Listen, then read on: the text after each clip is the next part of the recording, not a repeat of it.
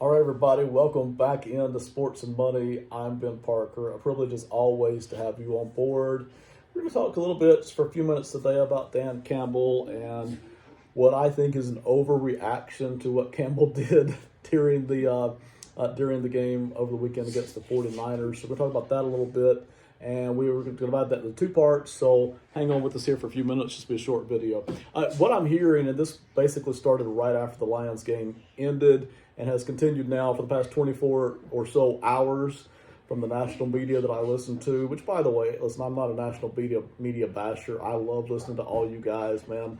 Everybody from Jim Rome to Dan Levitard to Colin Cowherd to Mike Greenberg to Scott Van Pelt. I enjoy all of these people. Dan Patrick, you name it. I listen to all of them. They have literally entertained me for decades. And I haven't listened to all of them necessarily speak about the Dan Campbell thing. But the one thing I have heard as I've listened to them talk about Dan Campbell is them blaming Dan Campbell among more things than anything, blaming Dan Campbell for actually having messed up this game and lost this game, a game in which the Lions were up by 17 points. And I'm going to tell you that the national media is wrong, okay? They're just wrong, whether you agree with the calls or not. So specifically, there were two fourth downs, fourth and shorts, in which he could have attempted a field goal and didn't, chose instead to go for it there in the second half. Had another one at the end of the first half, right, in which he went for the field goal. Whether you agree with the calls or not, my point to where I'm backlashing against the national media here is that Dan Campbell did not lose this game.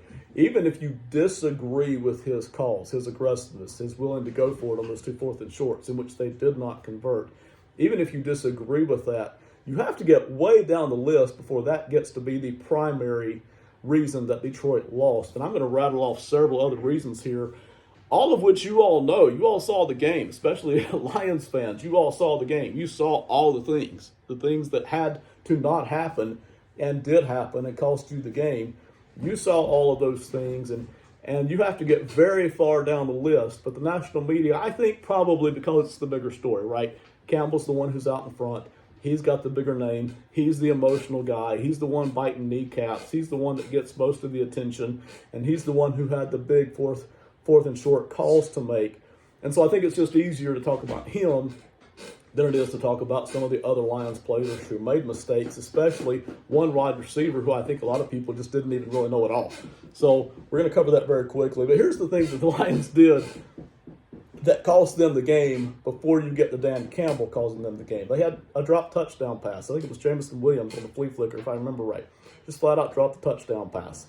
So, I mean, that's 7 points right there. That's a bigger deal than go for field goal or not go for field goal. They had two drop passes for first downs. There in the second half, they had two plays where Goff made reasonable passes. One was a little off. One was dead on target. Both of those were dropped. Both of those would have been first downs. Both of those would have continued drives. Both of those were dropped and added to the 49ers' momentum there in the second half. They had a dropped interception. Would have been very difficult to actually intercept that ball, but you would have at least liked to have seen, if you were a Lions defender, you would have liked to have at least seen them knock that ball down. If you're not going to pick it off, it wasn't easy to pick that off, but he could have. And on top of that, not only did he not intercept the ball, he didn't even knock it down, which they are also taught to do if they can't really catch it. That turned into a touchdown. The two fourth and shorts that were so controversial, they actually failed to execute on either one of those. So if you want to blame Jared Goff, Ben Johnson, whoever, they just failed to execute. Not only that, they got themselves in the fourth and short situations. So they failed to convert on first, second, third down in both of those situations against the 49ers defense, in which they rolled. They rolled the 49ers defense in the first half. So he blamed the Detroit Lions offense for that, blamed Ben Johnson for that, blamed Jared Goff for that. If you must blame somebody. I don't think that lays at the feet of Campbell for that. You had a bad pass defense. Listen, this Lions defense has been really, really dreadful at stopping the pass over the past several weeks and really for years now. Really, if you stop and look at it, they have not been very good at stopping the pass, but especially the past few weeks. They played a good first half against the 49ers, but you kind of figured that wasn't going to last the whole game. Even if the Lions were able to win, you just didn't figure they could keep the clamps on the 49ers for the whole game. Sure enough, they couldn't. It was Brock Purdy's feet, ultimately, that proved to be kind of the backbreakers for the Lions defense. but they still gave up a lot of passing yardage. That was a problem. I think you can blame that before you blame Campbell's aggressiveness. Failure to score a touchdown when they had first and goal. This is at the end of the first half. And this really was when momentum started to change. You couldn't feel it so much as you just had the little seeds here. They had the ball on the 49ers 7-yard line. First and goal at the 7. Failed to get the ball in the end zone during those first 3 plays, and that's what put them in. I think, if anything, you can say Dan Campbell wasn't aggressive enough. Because if I'm the 49ers and I actually stop the Lions at the end of the first half and it's 24-7 instead of 28-7, I at least have a shred of hope that finally something is going my way if I'm the 49ers, and I get the ball to start the second half, which they did, which they converted into a field goal. So now you've got a little bit of momentum already trending there, long before you get into Dan Campbell's decisions to go for it or not go for it on fourth down. And then you had a couple of wide open missed receivers. I'm not trying to bash Jared Goff here. He had a good game. But and this will happen, but he had a couple of drop wide receivers. I think there's a long list here. I think 7 things, and really you could turn it into 9 or 10 things, depending on how you want to divide it up, that really caused the Lions to lose this game. And that's before you get to Dan Campbell's decisions to go for it on fourth down, and that's if you disagree with them. I actually happen to agree with both of them. You look at it right there at the start of in the third quarter.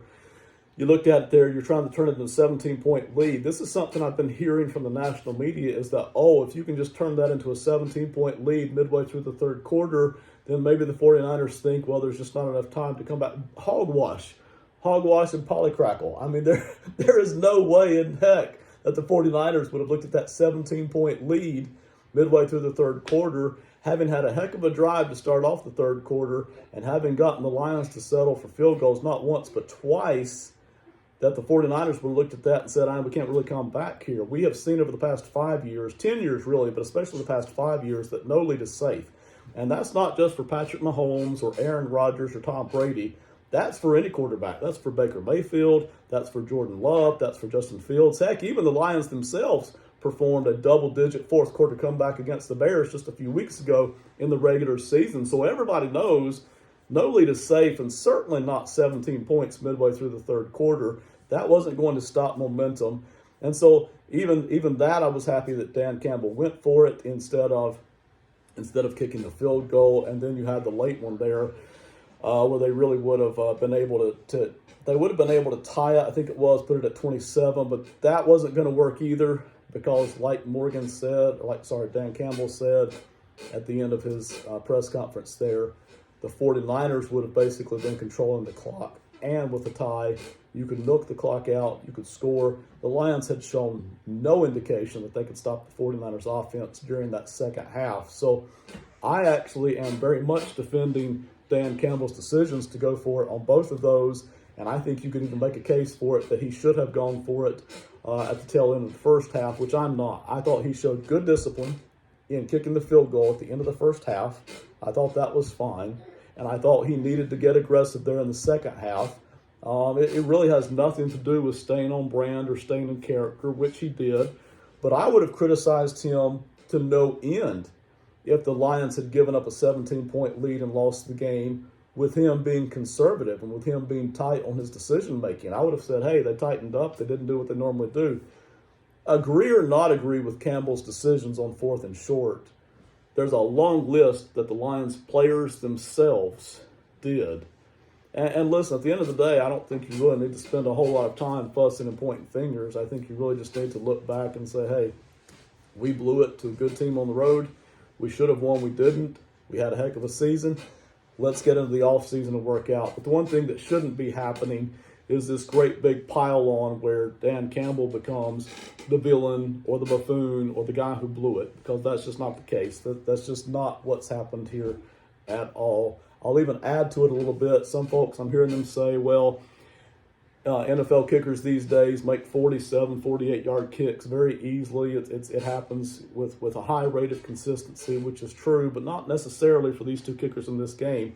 We saw the 49ers kicker Moody already missed a 48-yard field goal earlier in the game, so it wouldn't have been a surprise if the Lions kicker had missed a 45 or 48-yard field goal. In either case, these were not gimme shots. And by the way, even the 49ers kickers themselves, Badgley, I've heard people talking about, well, you trust your kicker or you don't. Well, listen, they really didn't. Badgley's a guy that played off and on for him in 2022. They had another kicker for most of 2023. They weren't thrilled with that one. They let that one go and signed Badgley off of the practice squad. He's got basically an 80% conversion rate on field goals between 40 and 49 yards in his whole career. I'm not even sure it's 80%, might even be a little bit less than that, but most of that kicking is in domes, not outside. He's been with 5 different teams in his career, kind of a journeyman kicker. There really was no reason for Dan Campbell to be able to take the football away from the hottest offensive coordinator in football, Ben Johnson, take it away from Jared Goff, take it away from all the weapons he had on offense, and give it to a journeyman kicker, not at the distance of 45 and 48 yards. There just wasn't. If it had been 30, 35 yards, I don't think I would have changed my mind. I still would have encouraged Campbell to go for it. I think his players were expecting him to go for it. But I would have been more understanding had it been a 30, 35-yard field goal than at 45s and 48s. There's a very good chance he misses one of those, and there you are left with a conservative type game plan in the second half, which is against your nature, and the 49ers roll anyway. Ultimately, it may not make any difference, but for Campbell to be the villain come out of this is just ridiculous. I don't know what the national media is smoking.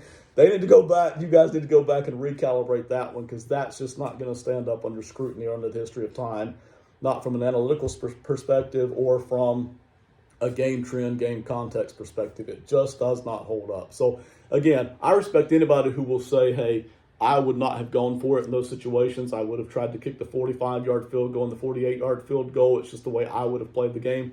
That's fine. That's a strategy decision. And the analytics basically were fairly split, more or less evenly, depending on whose analytics you want to look at. And there are different analytics out there. But to make Campbell, again, whether you agree or not, to make Campbell the villain here just does not hold up. He's somewhere 10th, 11th, 12th on this list, and that's where we're going to sit at it. And the national media just needs to recalibrate. All right, that's it. That's all I got. I think 12 minutes we're out here. So thank you all for listening. We'll see you next time. Have a great one. Bye.